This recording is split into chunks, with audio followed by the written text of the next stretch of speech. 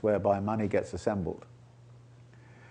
There was a lot of argument about this at the end of the 1960s, early 1970s. The language around then, it's kind of interesting to people now. The language around then was something called financial repression, which was that the financial institutions were not free enough to be able to assemble the money in such a way as to put enough money in the right places at the right time. So savings were here and they couldn't get to demand for savings over there. So there was a blockage in the financial system, if you like, which we have experienced just recently when the banks refused to lend. Okay, so there's a moment there where the system can be crashed by simply there's an obstacle you can't get by. The same thing happens with labour markets. So there's a labour market, and I argue that at the end of the 1960s, early 1970s, labour was very strong. So, but it was politically strong and also in union power and all the rest of it. So there was a blockage for capital of getting from the money form into labour. The production system also is a point of contention. The autonomista line would say that workers' discipline on the shop floor is always something which is dangerous to capital, and how to ensure that discipline is one of the big problems for the capitalists. I argue that in the 1970s, 1980s, there was an unlocking of that blockage of labour, okay, and an increasing power of disciplining on the shop floor, which was largely accomplished by offshoring and so on. Then you've got the commodity, you've got to sell it, which means you've got to find a market. Well, if you can't find a market and nobody's got enough money to buy it, then you've got a problem. And I argue that actually what happened in the 1980s was you solved the labor problem and you solved the production kind of problem, but you ran into an effective demand problem. And so so that's what I mean by a sectoral shift, that it shifted. And we're still to some degree in an effective demand problem. There's not really a labor problem. I mean, there is a labor problem of public sector unions and all the rest of it, but in terms of manufacturing and all the rest of it. And one of the things that's interesting, I mean, again, is there a crisis? Well, there's a crisis of unemployment, but actually profit rates in this country are as high as they've ever been. Hugely. I mean that the business press kind of says, the profit rates, and part of the reason is that they've now introduced this, what they call these two-tier labor systems, in which older workers who have benefits stay, but anybody who's hired under a new regime has no benefits or very few, much less benefits in retirement and all this kind of stuff, and maybe even a lower wage rate. And so many companies now have a two-tier labor structure. And that's one of the ways in which, of course, they're making huge profits. I mean, is by that process. That's what I meant by the sectoral kind of shift, that it shifts from capitalism is not a thing, it's a flow, and it can hit these blockage points, or limits, as Marx calls them, and those limits can get transcended, they get turned into barriers that get transcended. That's the language he uses, and that's the language I used in Enigma. Yeah, but was it so? Yeah. Yeah, I'm one of the people that feels very devastated by this capitalist system, and I've come to try to understand and try to figure out what a new world would look like and how could a new world be brought into being. So there's a bookstore right down the street, and I want to bring the C word into the conversation more directly. The Revolutionary Communist Party and the bookstore down the street, Revolution Books, is a place that I've gone to, discussions. I've tried to read about what a new world would look like. I've started to read more from Bob Avakian, who's chairman of the Revolutionary Communist Party. Yeah.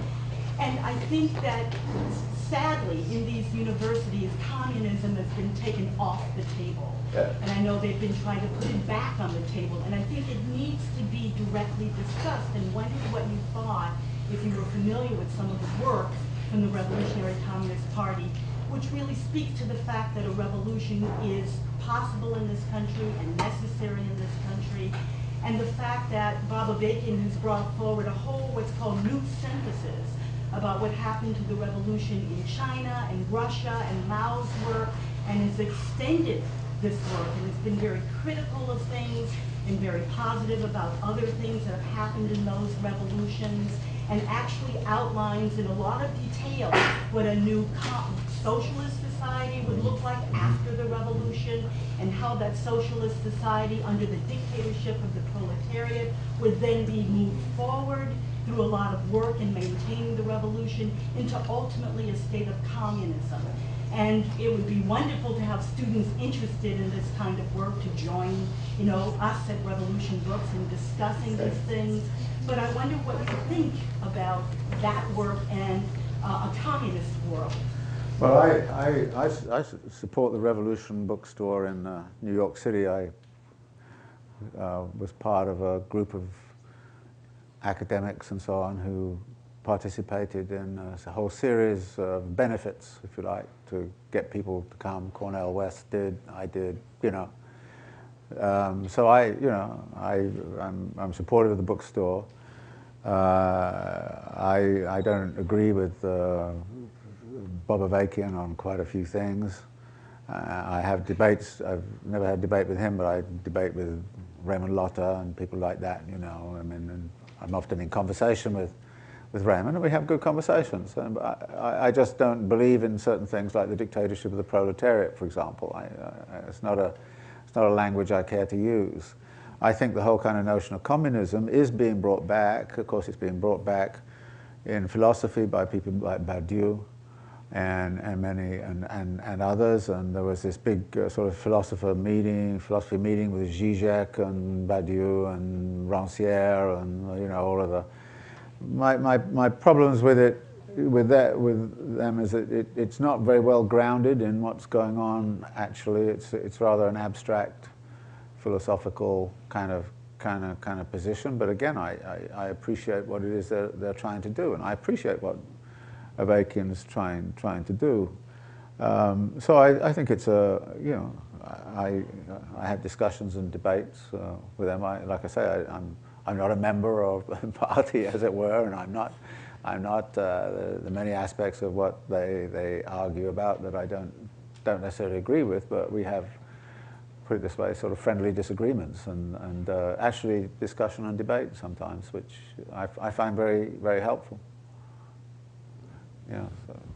Yeah. I want to thank you for speaking. It was a very interesting talk. I wanted to ask you a little more about it. Insofar as you described the current crisis as perhaps being of a special nature in the U.S. insofar as this very big cratering of jobs available seems to be persistent, and you talk about it as sort of dictated by a logic of capital looking out for itself, and so corporate profits are up, so no capital's not going to worry about the jobs. And I guess I'm just wondering, that seems to be out of pattern. And so if the logic of capital is operating all along, it just seems like something has to be different this time. And I guess I didn't hear that from you. And I'm wondering if first you want to say anything about perhaps the power of Wall Street is different this time around, if you think that, than say the 1991 recession where we had a recovery with tons of jobs. And also, some people are of the mindset that perhaps things, and I'm not one, but one thing people say is that things need to get worse to get better. That if unemployment would double, then Obama would throw Wall Street executives into jail and create millions of jobs with the stroke of a pen. And that's the reason that things are the way they are, is that they didn't get bad enough. So that's my question. Yeah, I don't subscribe to the latter theory. You know, there's an interesting history here. And I guess the best way I can answer you is by kind of sort of asking a question: who speaks for the capitalist class interest? And there are historical moments when nobody speaks for the class interest. They all speak for their individual interest. It was fairly clear, for example, well, leave that aside, but right now I think the situation is that certain factions of capital are speaking as if they speak for the whole class interest. And when I use the party of Wall Street, I think there's no doubt in my mind, that they and a few of the very large corporations are speaking for a capitalist class interest. That's what they claim, but they don't. So they're interested in factional benefits rather than the perpetuation of the class. And if you get a situation where each individual capitalist goes for themselves, you get what Marx described in Capital as a sort of an après-moi le déluge kind of politics. And frankly, I think we're pretty close to an après-moi le déluge politics right now. I think a sensible capitalist, and there are a few around, I mean, if you look at what people like George Soros or Buffett are saying, is that they're not in favor of these tax cuts for the rich. They're not in favor of all of this austerity, but they're in a minority, and they don't, you know, most of the other, I'm sure the Koch brothers despise them, you know. So there is no coherent speaking for a capitalist class interest right now. I think it's very fragmented, and that was very different in the 1970s when you could see a coming together of a capitalist class interest around the Business Roundtable, Chamber of Commerce, the formation of all the think tanks. And you would think that the think tanks like the Heritage, you know, and all of those think tanks of the right funds would come up with a coherent politics. But it seems to me they are seriously divided right now.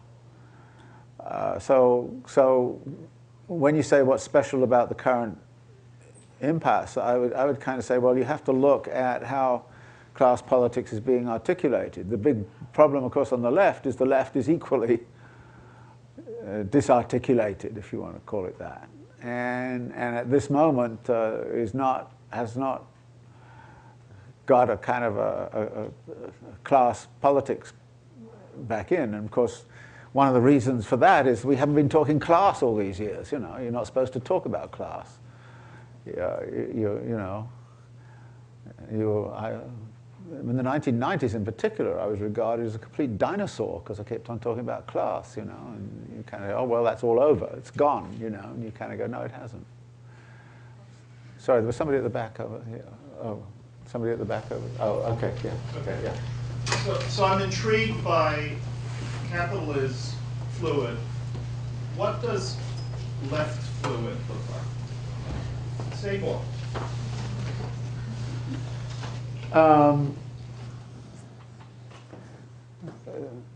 You know, strategically, first off, you have to understand where your opposition is, you know, where the capitalist is at, and you have to have an analysis of what their weak points are, and you have to go there. For example, I think the power to disrupt